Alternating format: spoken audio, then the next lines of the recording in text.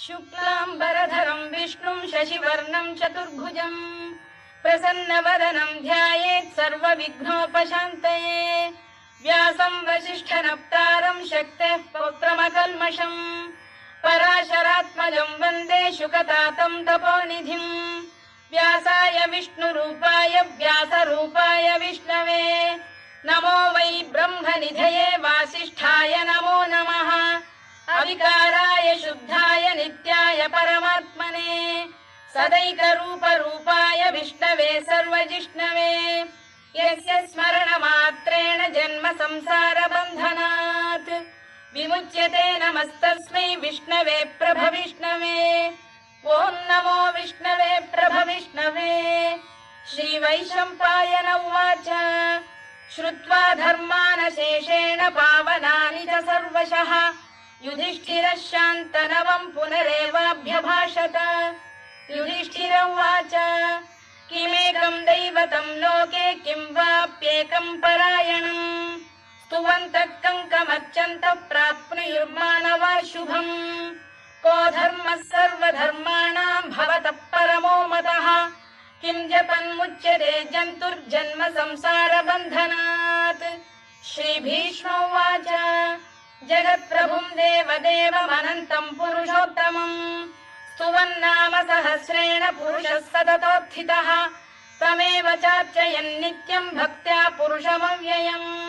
ध्यायन् स्तुवन् नमस्यं च यजमानस्तमेव च अनादिनिधनं विष्णुं सर्वलोकमहेश्वरम् लोकाध्यक्षं स्तुवन् नित्यं सर्वदुःखातिगो भवेत्। ब्रह्मण्यं सर्वधर्मज्ञं लोकानां कीर्तिवर्धनम् लोकनाथं महद्भूतं सर्वभूतभवोद्भवम् एष मे सर्वधर्माणां धर्मोऽधिकतमो मतः यद्भक्त्या पुण्डरीकाक्षं स्तवैरच्चेन्नरः सदा परमं यो महत्तेजः परमं यो महत्तपः परमं यो महद्ब्रह्म परमं यः परायणम् पवित्राणां पवित्रं यो मङ्गलानां च मङ्गलम् दैवतं देवतानां च भूतानां यो व्ययः यतः सर्वाणि भूतानि भवन्त्यादियुगागमे यस्मिंश्च प्रलयं यान्ति पुनरेव युगक्षये तस्य लोकप्रधानस्य जगन्नाथस्य भूपते विष्णोर्नाम सहस्रं मे शृणु पापभयापहम् यानि नामानि गौणानि विख्यातानि महात्मनः ऋषिभिः परिगीतानि तानि वक्ष्यामि भूतये। ऋषिर्नाम्नां सहस्रस्य वेदव्यासो महामुनिः छन्दोऽनुष्टुप् तथा देवो भगवान् देवकीसुतः अमृतांशुद्भवो बीजं शक्तिर्देवकीनन्दनः त्रिसामाहृदयं तस्य शान्त्यर्थे विनियुज्यते विष्णुं जिष्णुं महाविष्णुं प्रभविष्णुं महेश्वरम् अनेकरूपदैत्यान्तं नमामि पुरुषोत्तमम्। अस्य श्रीविष्णोर्दिव्यसहस्रनामस्तोत्रमहामन्त्रस्य श्रीवेदव्यासो भगवान् ऋषिः अनुष्टुप्छन्दः श्रीमहाविष्णुः परमात्मा श्रीमन्नारायणो देवता अमृतांशुद्भवो भानुरिति बीजम् देवकीनन्दन श्रेष्ठेति शक्तिः उद्भवः क्षोभणो देव इति परमो मन्त्रः शङ्खबृन्नन्दकी चक्रीति कीलकम् शार्ङ्गधन्वा गदाधर इत्यस्त्रम् रथाङ्गपाणिरक्षोभ्य इति नेत्रम् त्रिसामासामगः सामेति कवचम् आनन्दम् परब्रह्मेति योनिः ऋतुः सुदर्शनकाल इति दिग्बन्धः श्रीविश्वरूप इति ध्यानम् श्रीमहाविष्णुप्रीत्यर्थे सहस्रनाम जपे विनियोगः। ध्यानम् क्षीरोदन्वत्प्रदेशे शुचिमणिविलसत्सैकते मौक्तिकानाम् मालाक्लुप्तासनस्थस्फटिकमणिनिभैर्मौक्तिकैर्मण्डिताङ्गः शुभ्रैरभ्रैरदभ्रैरुपरि विरचितैर्मुक्तपीयूषवर्षैः आनन्दीन पुरीयादरिनलिन गदा शङ्खपाणिर्मुकुन्दः भूः पादौ यस्य नाभिर्वियदसुरनिलश्चन्द्रसूर्यौ च नेत्रे कर्णावाशा शिरोद्यौर्मुखमपि दहनो यस्य वास्तेयमब्धिः अन्तस्थं यस्य विश्वं सुरनरखगो भोगि गन्धर्वदैत्यैः चित्रं रम्यते तं त्रिभुवन वपुषं विष्णुमीशं नमामि। ॐ नमो भगवते वासुदेवाय।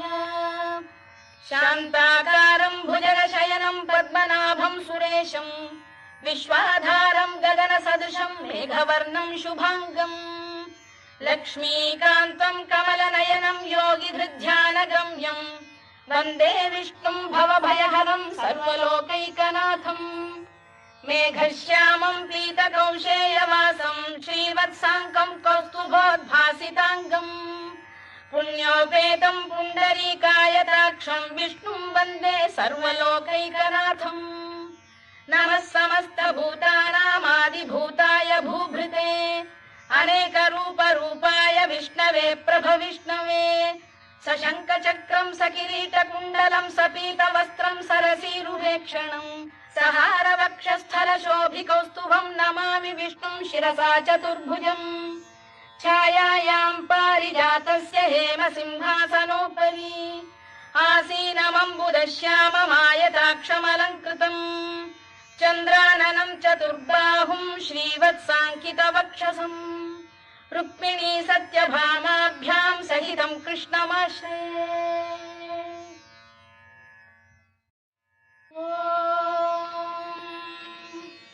विश्वं विष्णुर्वषत्कारो भूतभव्य भवत्प्रभुः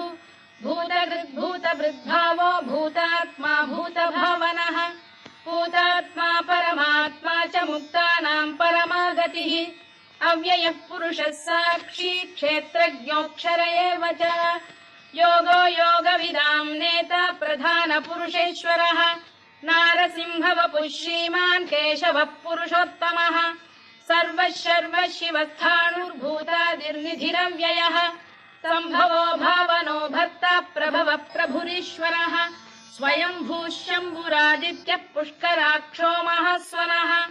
अनादिनिधनो धाता विधाता धातुरुत्तमः अप्रमेयो ऋषिकेशः पद्मनाभोऽमरप्रभुः विश्वकर्मा मनुस्पष्टा स्थविष्ठस्थविरो ध्रुवः अग्राह्यः शाश्वतः कृष्णो लोहिताक्षप्रदर्दनः प्रभूतस्त्रिककुब्धाम पवित्रं मङ्गलं परम् ईशानप्राणद प्राणो ज्येष्ठः श्रेष्ठः प्रजापतिः हिरण्यगर्भो भूगर्भो माधवो मधुसूदनः ईश्वरो विक्रमी धन्वी मेधावी विक्रमक्रमः अनुत्तमो दुराधर्षः कृतज्ञः कृतिरात्मवान् सुरेशः शरणं शर्म विश्वरेताः प्रजाभवः अधः संवत्सरो व्याल प्रत्ययः सर्वदर्शनः अजः सर्वेश्वरः सिद्धः सिद्धिः सर्वादिरच्युतः वृषाकपिरमेयात्मा सर्वयोगविनिसृतः वसुर्वसुमनः सत्यः समात्मा संमितः समः अमोघः पुण्डरीकाक्षो वृषकर्मा वृषाकृतिः रुद्रो बहुशिरा बभ्रुर्विश्वयोनिश्रुतिश्रवाः अमृतः शाश्वतस्थाणुर्वरारोहो महातपाः सर्वगः सर्वविद्भानुर्विश्वक्सेनो जनार्दनः वेदो वेदविदव्यङ्गो वेदाङ्गो वेदवित्कविः लोकाध्यक्षः सुराध्यक्षो धर्माध्यक्षः कृताकृतः चतुरात्मा चतुर्व्यूहश्चतुर्दंष्टश्चतुर्भुजः भ्राजिष्णुर्भोजनं भोक्ता सहिष्णुर्जगदादिजः अनघो विजयो जेता विश्वयोनिः पुनर्वसुः उपेन्द्रो वामनः प्रांशुरमोघः शुचिरूर्जितः अतीन्द्रः सङ्ग्रहः सर्गो धृतात्मा नियमो यमः वेद्यो वैद्यः सदा योगी वीरः माधवो मधुः अतीन्द्रियो महामायो महोत्साहो महाबलः महाबुद्धिर्महावीर्यो महाशक्तिर्महाद्युतिः अनिर्देश्य वपुः श्रीमान् अमे आत्मा महादृधृत् महेश्वासो महीभर्ता श्रीनिवासः सताङ्गतिः अनिरुद्धः सुरानन्दो गोविन्दो गोविदाम्पतिः मरीचिर्दमनो हंसः सुपर्णो भुजगोत्तमः हिरण्यनाभः सुतपाः पद्मनाभः प्रजापतिः अमृत्युः सर्वदृक्सिंहः सन्धाता सन्धिमान् स्थिरः अजो दुर्मर्षणः शास्ता विश्रुतात्मा सुरारिः गुरुर्गुरुतमो धाम सत्यः सत्यपराक्रमः निमिषो निमिषस्रग्वी वाचस्पतिरुदारधीः अग्रणीर्ग्रामणी श्रीमान् न्यायो नेता समीरणः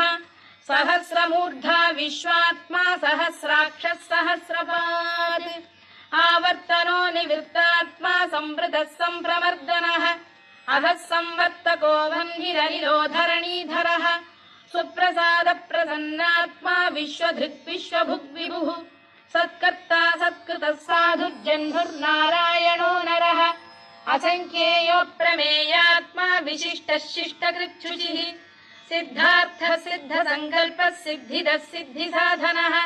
वृषाही वृषभो विष्णुर्वृषपर्वा वृषोदरः वर्धनो वर्धमानश्च विविक्तः श्रुतिसागरः सुभुजो दुर्धरो वाग्मी महेन्द्रो वसुदो वसुः नैकरूपो बृहद्रूपः शिपिविष्टप्रकाशनः ओजस्तेजोऽब्जुदिधर प्रकाशात्मा प्रतापनः वृद्धस्पष्टाक्षरो मन्त्रश्चन्द्रांशुर्भास्करद्युतिः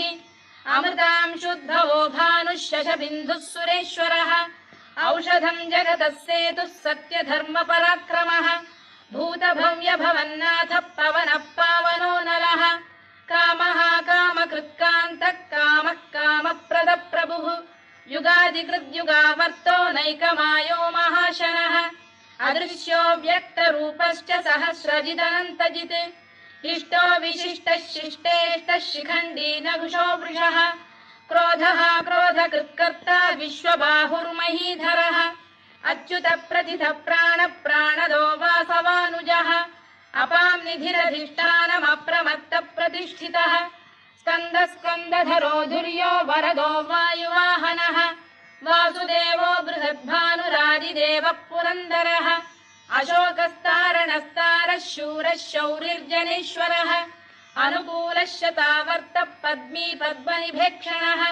पद्मनाभोरविन्दाक्षः पद्मगर्भः शरीरभृत् महर्धिर्वृद्धो वृद्धात्मा महाक्षो गरुडध्वजः अतुलः शरभो भीमः समयज्ञो हविर्हरिः सर्वलक्षणलक्षण्यो लक्ष्मीवान् समितिञ्जयः विक्षरो रोहितो मार्गो हेतुर्दामोदरः सः महीधरो महाभागो वेगवानमिताशनः उद्भवः क्षोभणो देवः श्रीगर्भः परमेश्वरः करणम् कारणम् कर्ता विकर्ता गहनो गुहः व्यवसायो व्यवस्थानः संस्थानस्थानदो ध्रुवः परद्धिः परमस्पष्टः तुष्टः पुष्टः शुभेक्षणः रामो विरामो विरतो मार्गो नेयोनयोनयः वीरः शक्तिमताम् श्रेष्ठो धर्मो धर्मविदुत्तमः वैकुण्ठः पुरुष प्राण प्राणद प्रणव पृतुः हिरण्यगर्भः शत्रुघ्नो व्याप्तो वायुरधोक्षजः ऋतुः सुदर्शनकारः परमेष्ठी परिग्रहः उग्रः संवत्सरो दक्षो विश्रामो विश्वदक्षिणः विस्तारस्थावरस्थाणुः प्रमाणम् बीजमव्ययम् अर्थोऽनर्थो महाकोशो महाभोगो महाधनः अनिर्विण्णस्थविष्ठो भूर्धर्मयूपो महामखः नक्षत्रनेमिर्नक्षत्री क्षमः क्षामः समीहनः यज्ञयुज्यो महेज्यश्च क्रतुः सत्रम् सताम् गतिः सर्वदर्शी विमुक्तात्मा सर्वज्ञो ज्ञानमुत्तमम् सुव्रतः सुमुखः सूक्ष्मः सुघोषः सुखदः सुहृद् मनोहरोजितक्रोधो वीरबाहुर्विदारणः स्वापन स्ववशो व्यापी नैकात्मानैककर्मकृत् वत्सरो वत्सलो वत्सी रत्नगर्भोधनेश्वरः धर्मकृद्धर्मकृद्धर्मी सदसक्षरमक्षरम् अविज्ञाता सहस्रांशुर्विधाता कृतलक्षणः गभस्तिनेमिः सत्तस्तः सिंहो भूतमहेश्वरः आदिदेवो महादेवो देवेशो देवभृद्गुरुः उत्तरो गोपतिर्गोप्ता ज्ञानगम्यः पुरातनः शरीरभूतभृद्भोक्ता कपीन्द्रो भूरि दक्षिणः सोमपोऽमृतपः सोमः पुरुजित् पुरुषत्तमः विनयो जयः सत्यसन्धो दाशार्हः सात्वताम् पतिः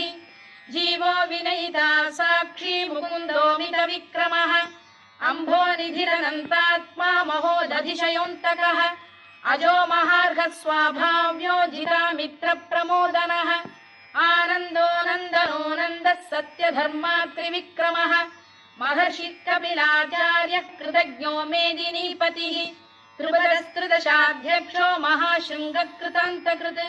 महावराहो गोविन्दः सुषेणः कनकाङ्गनी गुह्यो गभीरो गहनो गुप्तश्चक्रगदाधरः मेधास्वाङ्गो जितकृष्णो दृढः सङ्कर्षणोच्युतः वरुणो वारुणो वृक्षः पुष्कराक्षो महामनाः भगवान् भगहानन्दी वनमाली हलायुधः आदित्यो ज्योतिरादित्यः सहिष्णुर्गतिसप्तमः सुधन्वाखण्ड परशुर्दारुणो द्रविणप्रदः दिवस्पृक् सर्वदृग्व्यासो वाचस्पतिरयो निजः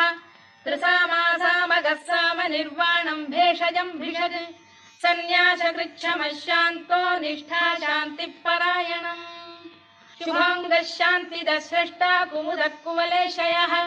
गोहितो गोपतिर्गोप्ता वृषभाक्षो वृषप्रियः अनिवर्ती निवृत्तात्मा संक्षेप्ताक्षेमकृच्छिवः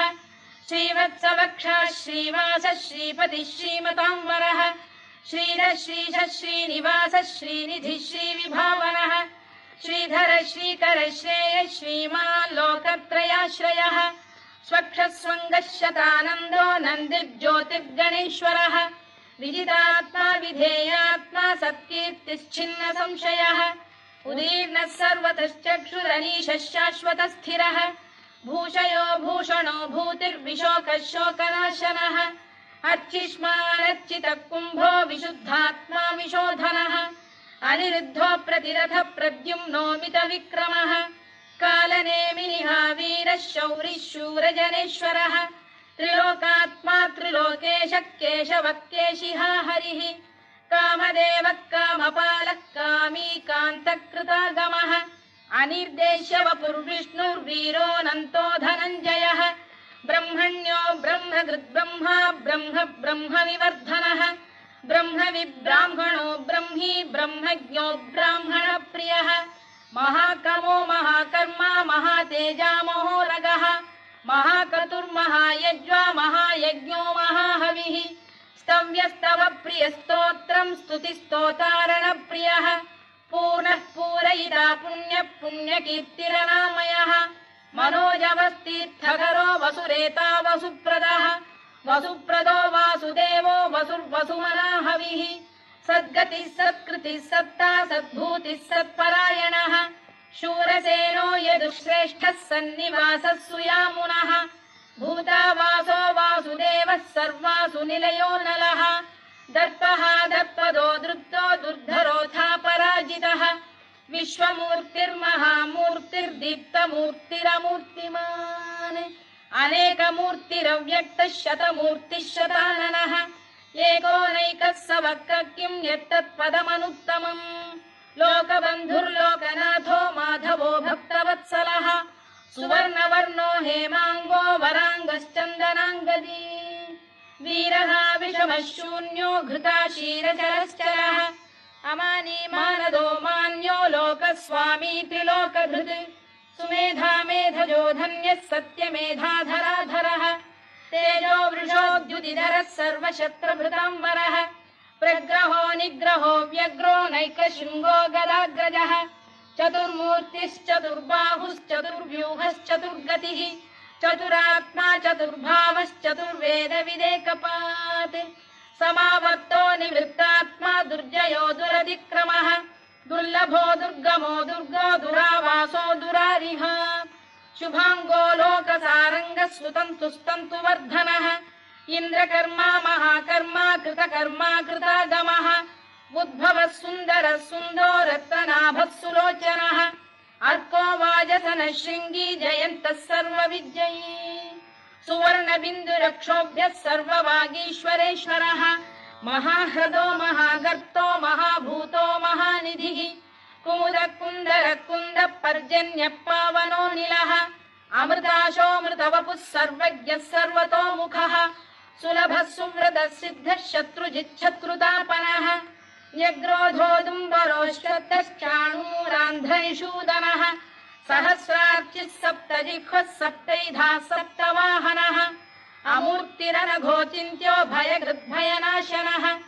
अणुबृहत्कृशस्थूलो गुणभिर्निर्गुणो महान् अधृतस्वधृतस्वास्य प्राग्वंशो वंशवर्धनः धारभृत्कथितो योगी योगीशः सर्वकामदः आश्रमश्रमणः क्षामः सुपर्णो वायुवाहनः धनुर्धरो धनुर्वेदो दण्डो दमयिता दमः अपराजितः सर्वसहो नियन्ता नियमो यमः सत्त्ववान् सात्विकः सत्यः सत्यधर्मपरायणः